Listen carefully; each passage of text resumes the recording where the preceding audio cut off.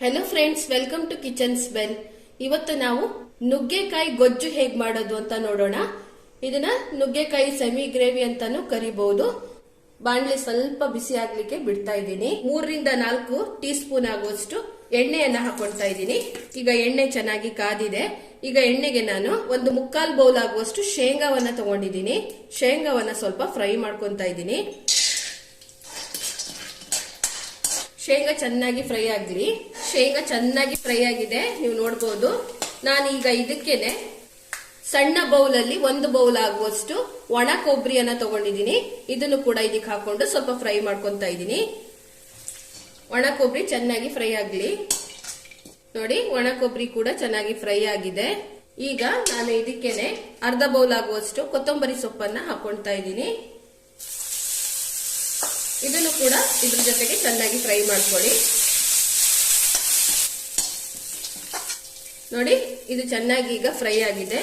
ಈಗ ನಾನು gas flame ಅನ್ನ ಆಫ್ ಮಾಡ್ಕೊಂತಾ ಇದ್ದೀನಿ. ಹಾಗೆ ಇದನ್ನ ಮಿಕ್ಸಿ ಜಾರಿಗೆ ಹಾಕೊಂಡು ತರಿಯಾಗಿ ಸ್ವಲ್ಪ ರುಬ್ಕೊಂತಾ ಇದ್ದೀನಿ.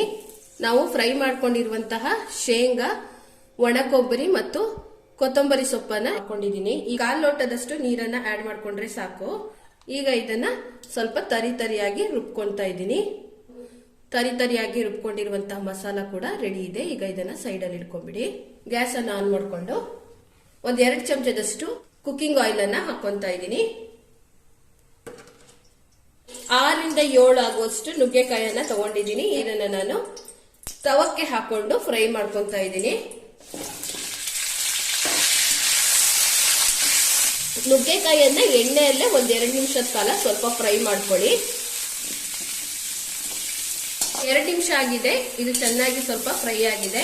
ನೀವು ನೋಡಬಹುದು, ಈ ರೀತಿಯಾಗಿ ನಾನು ಫ್ರೈ ಮಾಡ್ಕೊಂಡಿದ್ದೀನಿ. ಈ ಮಗ್ಗಿನ ಅಳತೆಯಲ್ಲಿ 1/2 ಮಗ್ಗು ಆಗುವಷ್ಟು ನೀರನ್ನ ಹಾಕ್ತಾ ಇದ್ದೀನಿ. ನೀರನ್ನ ಹಾಕೊಂಡು ಎಲ್ಲವನ್ನ ಒಂದ್ಸಲ ಮಿಕ್ಸ್ ಮಾಡ್ಕೊಳ್ಳಿ. ಸ್ವಲ್ಪ ಉಪ್ಪನ್ನ ಹಾಕೊಳ್ತಾ ಇದ್ದೀನಿ. ಮತ್ತೊಂದ್ಸಲ ಎಲ್ಲವನ್ನ ಮಿಕ್ಸ್ ಮಾಡ್ಕೊಂಡು ಲಿಡ್ ಕ್ಲೋಸ್ ಮಾಡಿ 5 ನಿಮಿಷ ಚೆನ್ನಾಗಿ ಇದು ಕುಕ್ ಆಗ್ಲಿಕ್ಕೆ ಬಿಡ್ತಾ ಇದ್ದೀನಿ. ಫ್ರೆಂಡ್ಸ್, 5 ನಿಮಿಷ ಆಗಿದೆ. ಈಗ ನಾನು ಲಿಡ್ ಅನ್ನ ಓಪನ್ ಮಾಡ್ಕೊಂತಾ ಇದ್ದೀನಿ. ನೀವು ನೋಡಬಹುದು, ನೀರೆಲ್ಲ ಚೆನ್ನಾಗಿ ಡ್ರೈ ಆಗಿದೆ.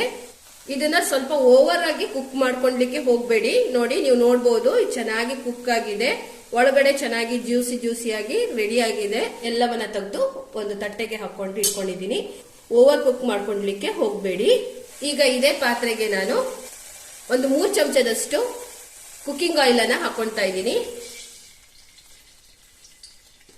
ಅರ್ಧ ಚಮಚದಷ್ಟು ಜೀರಿಗೆಯನ್ನ ಹಾಕೊಳ್ತಾ ಇದ್ದೀನಿ. ಸ್ವಲ್ಪ ಫ್ರೈ ಮಾಡ್ಕೊಳ್ಳಿ. 3 ಮೀಡಿಯಂ ಸೈಜಿನ ಈರುಳ್ಳಿಯನ್ನ ತುಂಬಾ ಸಣ್ಣದಾಗಿ ಹೆಚ್ಚಿಟ್ಕೊಂಡಿದ್ದೀನಿ. ಸಣ್ಣದಾಗಿ ಚಾಪ್ ಮಾಡ್ಕೊಳ್ಳಿ. ಈಗ ನಾನು ಇದನ್ನ ಹಾಕೊಳ್ತಾ ಇದ್ದೀನಿ. ಈರುಳ್ಳಿ ಚೆನ್ನಾಗಿ ಫ್ರೈ ಆಗಲಿ. ನೋಡಿ ಫ್ರೆಂಡ್ಸ್, ಈರುಳ್ಳಿ ಚೆನ್ನಾಗಿ ಫ್ರೈ ಆಗಿದೆ. ನೋಡಿ, ಈ ರೀತಿಯಾಗಿ ಫ್ರೈ ಆದ್ರೆ ಸಾಕು. ಈಗ ಇದಕ್ಕೆ ನಾನಿಲ್ಲಿ 4 ಟೊಮೆಟೊವನ್ನ ಈ ರೀತಿ ಸಣ್ಣದಾಗಿ ಹೆಚ್ಚಿಟ್ಕೊಂಡಿದ್ದೀನಿ. ಇದನ್ನು ಕೂಡ ಇದಕ್ಕೆ ಆಡ್ ಮಾಡ್ಕೊಂತಾ ಇದ್ದೀನಿ. ಚೆನ್ನಾಗಿ ಫ್ರೈ ಆಗಲಿ.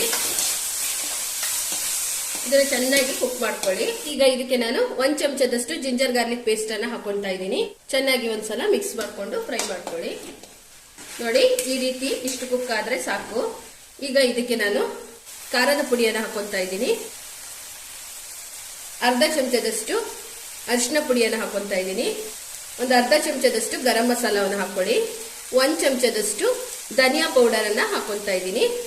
ಎಲ್ಲವನ್ನ ಚೆನ್ನಾಗಿ ಮಿಕ್ಸ್ ಮಾಡ್ಕೊಳ್ಳಿ. ಇದಕ್ಕೆ ಅರ್ಧ ಜಗ್ ಆಗುವಷ್ಟು ನೀರನ್ನ ಆಡ್ ಮಾಡ್ಕೊಳ್ತಾ ಇದ್ದೀನಿ. ಎಲ್ಲವನ್ನ ಚೆನ್ನಾಗಿ ಮಿಕ್ಸ್ ಮಾಡ್ಕೊಳ್ಳಿ.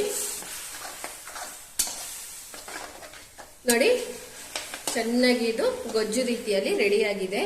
ಈಗ ಇದಕ್ಕೆ ನಾವು ತರಿಯಾಗಿ ರುಬ್ಬಿಟ್ಕೊಂಡಿರುವಂತಹ ಶೇಂಗಾ, ಕೊಬ್ಬರಿ ಮತ್ತು ಕೊತ್ತಂಬರಿಯ ಪೇಸ್ಟ್ ಇದೆಲ್ಲ ಅದನ್ನ ಹಾಕೊಳ್ತಾ ಇದ್ದೀನಿ. ಪೂರ್ತಿಯಾಗಿ ಹಾಕೊಳ್ಳಿ. ಹಾಕೊಂಡು ಎಲ್ಲವನ್ನ ಒಂದ್ಸಲ ಮಿಕ್ಸ್ ಮಾಡ್ಕೊತಾ ಇದ್ದೀನಿ. ಚೆನ್ನಾಗಿ ಇದು ಮಿಕ್ಸ್ ಆಗ್ಬೇಕು. ಇಷ್ಟನ್ನ ಮಿಕ್ಸ್ ಮಾಡ್ಕೊಂಡು ಇನ್ನೊಂದು 1/4 ಬೌಲ್ ಆಗುವಷ್ಟು ನೀರನ್ನ ಆಡ್ ಮಾಡ್ಕೊತಾ ಇದ್ದೀನಿ. ನೋಡಿ, ಈ ಹದಕ್ಕೆ ಮಾಡ್ಕೊಳ್ಳಿ. ಹಾಗೆ ಇದಕ್ಕೆ ರುಚಿಗೆ ತಕ್ಕಷ್ಟು ಉಪ್ಪನ್ನ ಹಾಕೊಳ್ಳಿ. ಮಿಕ್ಸ್ ಮಾಡ್ಕೊಂಡು ಕುಕ್ ಮಾಡಿ ರೆಡಿ ಮಾಡಿ ಇಟ್ಕೊಂಡಿರುವಂತಹ ಡ್ರಮ್ ಸ್ಟಿಕ್ಸ್ ಅನ್ನ ಸೇರಿಸ್ತಾ ಇದ್ದೀನಿ. ಎಲ್ಲವನ್ನ ಚೆನ್ನಾಗಿ ಮಿಕ್ಸ್ ಮಾಡ್ಕೊಳ್ಳಿ.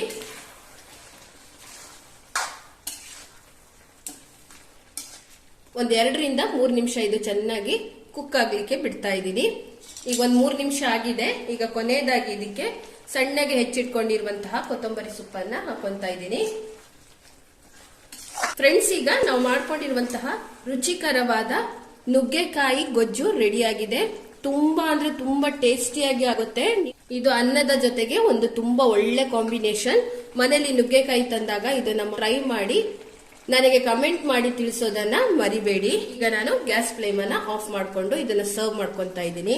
ಫ್ರೆಂಡ್ಸ್, ನಾವು ಮಾಡ್ಕೊಂಡಿರುವಂತಹ ರುಚಿಕರವಾದ ತುಂಬಾ ಅಂದ್ರೆ ತುಂಬಾ ಟೇಸ್ಟಿಯಾಗಿ ಆಗುವಂತಹ ನುಗ್ಗೆಕಾಯಿ ಗೊಜ್ಜು ಅಥವಾ ನುಗ್ಗೆಕಾಯಿ ಸೆಮಿ ಗ್ರೇವಿ ರೆಡಿ ಆಗಿದೆ. ತುಂಬಾ ಅಂದ್ರೆ ತುಂಬಾ ಟೇಸ್ಟಿಯಾಗಿ ಆಗುತ್ತೆ. ನೀವು ಕೂಡ ಮನೇಲಿ ಟ್ರೈ ಮಾಡಿ, ನಿಮಗೂ ಕೂಡ ಇಷ್ಟ ಆಗುತ್ತೆ. ಹಾಗೆ ನನ್ನ ಚಾನೆಲ್ ಅನ್ನ ಸಬ್ಸ್ಕ್ರೈಬ್ ಮಾಡೋದನ್ನ ಮರಿಬೇಡಿ. Please like and share with your friends and family. Don't forget to subscribe and press the bell icon to get latest videos from Kitchen's Bell. ಮತ್ತೊಂದು ಹೊಸ ರುಚಿಯೊಂದಿಗೆ ಸಿಗ್ತೀನಿ. Till then stay safe and take care. Bye. Thank you.